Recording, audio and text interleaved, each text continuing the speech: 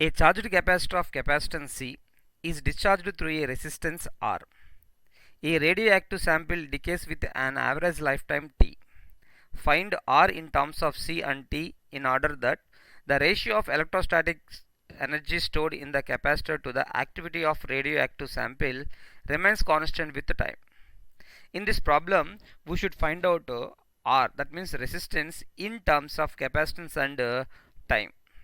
We know the energy stored in a capacitor, that is U equal to half Q square by C. At the same time, the capacitor is connected to a resistor having resistance R. Therefore, what we can observe, the charge on the capacitor is continuously decreased and follow the that means equation what we presented here, that means Q equal to Q naught into e power minus T by RC. Instead of Q, we will substitute this one. What we can observe, that means U is equal to half Q square Q naught square by C into e power minus 2T by RC.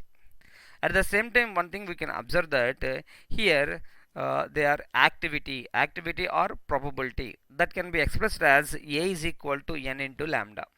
Here lambda describes about the decay constant.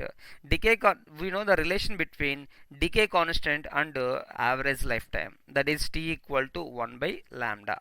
From this we can write probability of decay or activity, that means A is equal to N by T. Here they are saying that look at the question once. The electrostatic energy stored in the capacitor to the activity of radioactive sample remains constant. That means we should measure U by A. That means U by A. U means this one and A means this one. What we can observe, we will get the expression half Q naught square by C into e power minus 2T by RC by N into T. They are saying that U by A is constant. That means it does not change with respect to time. If we take the differentiation for a constant, it will become 0. Therefore, we will differentiate on both sides and equate to the 0. That means d by dt into U by A is equal to 0.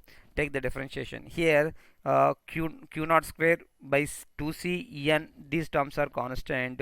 Here exponential minus 2T by RC and T, these two are the differentiable terms. If you here we will use UV formula. Okay, if you use UV formula, you will get this expression. That means here this is constant while we are taking the differentiation for this one.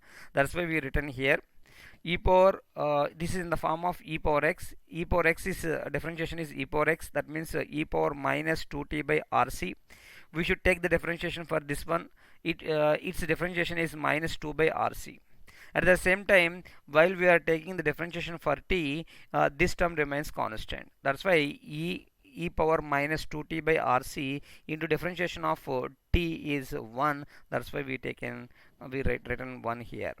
Then what happened? Take the common. This, that means exponential term taken common. What we can observe here, that means minus 2T by RC plus 1 is equal to 0. In this situation, what we can write, 2T by RC is equal to 1. Finally, we write that R is equal to 2T by C. That means first option is correct.